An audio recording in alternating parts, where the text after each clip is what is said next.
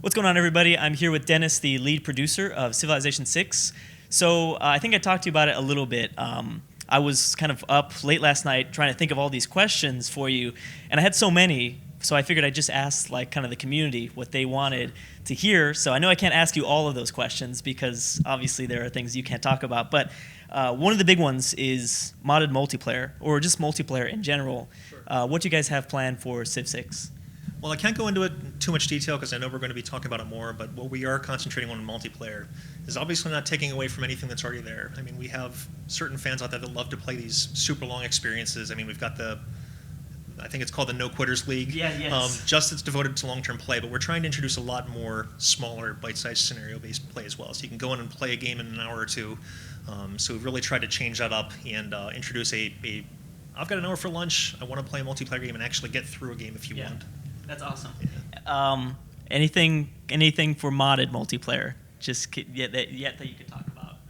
Only in the broadest sense, Okay. and that's Okay. something we definitely want to support. Okay, awesome. Okay, the next big question is, I know that you're working with a new engine for Civ 6. The AI you guys have talked about is doing better. So how would you say? Do you guys have a plan for how you're going to scale difficulty for like instances like deity? So for Civ 5, they got big bonuses. Do you think we're going to see like more intelligent AI and less bonuses for higher difficulties? I think there's always going to be a balance there because you can't necessarily make a perfect AI that goes to deity play and actually outsmarts the player. And on Civ 5, we had a lot of bonuses balanced out with a lot of AI play as well. So without speaking to our AI lead directly, I'd have to say that we're definitely trying to balance that a lot better this time around than last time. So I guess, very briefly, what can you tell me about diplomacy and how that's going to differ from Civ 5? It looks like the trade menu is still back, but are there more options for us to kind of communicate with the AI? Yeah, at the foundation, a lot of what is driving diplomacy now is I don't know how much we've delved into this in the past with Ed, but a lot of it has to do with agendas. Oh, okay. In terms of driving the personality, before they had a very one-dimensional personality with how they played the game. You started next to Montezuma, and you knew how Montezuma was going to play, or Genghis Khan. But there's a lot more levels to that now. And something you touched on when you were able to play the game before is this historic agenda that comes along. Each leader has this historical agenda where they play a certain way, and that's a lot of fun. Like, Chin loves to have access to all the wonders, or Teddy Roosevelt loves to have peace on his continent, unless he's the one that's stirring the pot, so to speak. But there's also random agendas that come into play with each one, so they're not always going to play the exact same way. So you might have that Theodore Roosevelt historic agenda, and he might have a different random agenda for that particular game for liking industrial. So he might admire somebody who's got really strong industry in his country, and he'll suddenly start to be your friend. And it's one of those things that you kind of got to peel back the layers on to find out what that is. So you start with the trade routes, get a little bit more information, maybe you send a delegation, then you might discover what that random agenda is, and you can kind of play with that a little bit more. Obviously, then you get into all levels of espionage, etc. But between that, Cassius Belli, a lot of other things coming into play, I think there's going to be some definite new experiences between formal war, surprise war, the way that eras affect how they think of you depending on when you declare a war. Like early in the game doesn't matter a whole lot, later in the game matters a lot.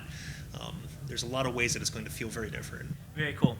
So I think that one big feature that people wanted to explore more in Civ 5 was revolutions. That would occasionally happen, a revolution where a city would swap to another city. I'm wondering if that will be a bigger thing in Civ 6, especially since there's no global happiness. I know that you guys talked about more local happiness. So is there anything you'd talk about in terms of revolutions? Not too much. Okay. I can say that local happiness comes into play quite a bit. If you let it go into the trash can, bad things will happen. Oh, okay. So, yeah. Okay.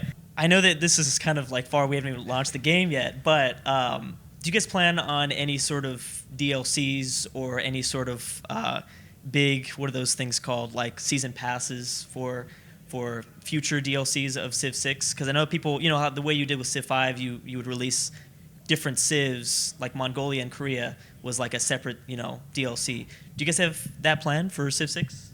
We currently have the digital deluxe version that includes the first batch of DLCs we're going to be releasing coming out. We're not really saying about what those are, or what they're going to be, who they are, but yeah. Okay, very cool. In terms of religion, so I know that Great Prophets return. and I know about like kind of holy sites and districts. That's the city sprawling. People want to know more about how religion will differ from Civ 5, and what exactly are the apostles going to do? Well, I'll have to Sean Bean a portion of that because we're going to be talking about that more. Yeah. But in terms of how it's going to be different, it's going to be pretty cool. I mean, when you first start out your religion, it's going to be familiar. You're going to found your pantheon, stuff that you've already experienced in your first playthrough. But in terms of religious combat, things that are going to be coming up later, it's pretty slick. So when we do actually get around to talking about it, it's going to be pretty exciting. Okay, very cool. So I know that Ed talked about a little bit in our previous interview how he kind of wanted to include more civs like in kind of South America. And I'm just wondering, I know that you can't like name any of them, but I'm wondering if there are going to be new civs that we haven't seen in Civ 5 that will be introduced in Civ 6. Yeah, we're always focused on a percentage of our civs being some that have never appeared in a game before. Oh, that's awesome. That's so great. Yeah, that'll be coming down the pipe. I don't remember exactly when it is that we will be announcing it, but yeah, there's stuff that's going to be new. Obviously, there's favorites that are going to be there in every game. Yeah. You can't change that out. It's just something that's going to happen. But yeah. That's great to hear. It's so cool to see like the love get spread around for different civs. So I know you talked about scenarios in multiplayer. Will scenarios return in like single player? You know how like Civ 5 you had like a Mongolian scenario. Is that going to return in Civ 6? We're definitely going to be supporting that. We're not talking about exactly what's going to be coming out yet, but yeah, that's definitely something that we want to make sure is completely hooked and supported, whether it's for us or for modders, etc. Okay, so last question. I just watched the demo and I got to see kind of a little bit of some late game. I think for a lot of the community, myself included, I didn't realize how big of a difference the unstacked cities is going to make. Obviously, on Siege in a city, pillaging tiles now is like huge. You dove into it a little bit before the interview. Could you talk about how we talked about like the walls a little bit, but also like having to pillage multiple districts, different layers, I guess. Could you discuss a little bit of that?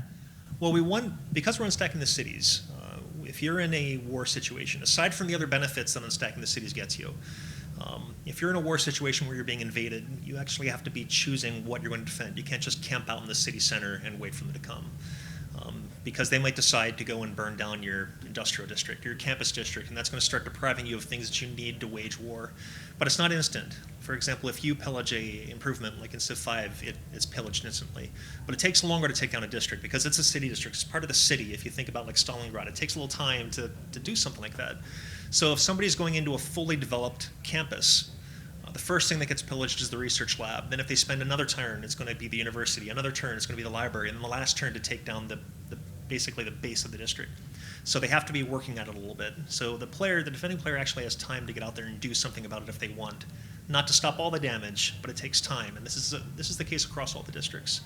And when you introduce walls into this and city strike, that helps with the city center. If you've got an encampment, those walls actually apply to the encampment too, and they also get a range strike. Oh, wow. So it's one of those things where an attacker might need to seriously consider taking down the encampment before anything else, because your units appear in the encampment when you build them after you have it. They're not in the city center, so you can't just siege the city because units are going to be appearing at their back. So depending where the player puts their encampment, if they're grouping or clustering other districts around the encampment with the range strike that has and the city, that can be pretty dangerous for anybody to try to come in and take down those districts. So a whole other level of gameplay, whether you're the defender or the attacker, with how you go about taking down another city. Yeah, no, I think that's like the first thing I thought of is as both sides, but as an attacker, I mean, you're really gonna have to choose between what do you want to pillage do you want to pillage or do you want to actually go and rush in and take the city? So I think that's gonna be really fun to kind of make those choices and to see what are the benefits and and I could imagine like just wars in general, just going into pillage tiles. You know what I mean? Maybe not even to really take cities. Just to slow somebody down. Exactly. Yeah. So awesome. Thank you so much for the interview, Dennis. I can't wait for talking. Civ 6.